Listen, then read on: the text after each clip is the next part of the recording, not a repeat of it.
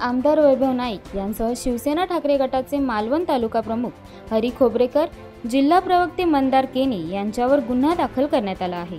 राजकोट किल्ला येथील छत्रपती शिवाजी महाराजांचा पुतळा कोसळल्यानंतर आमदार वैभव नाईक यांसह अन्य शिवप्रेमींनी सार्वजनिक बांधकाम कार्यालयात जात तोडफोड केली होती। या प्रकरणी आमदार नाईक यांच्यासह अन्य दोघांविरोधात पोलीस ठाण्यात गुन्हा दाखल करण्यात आला आहे। यात ठाकरे गटाचे तालुका प्रमुख हरी खोब्रेकर, जिल्हा प्रवक्ते मंदार केनी यांच्या विरोधात पोलीस ठाण्यात गुन्हा दाखल करण्यात आला आहे।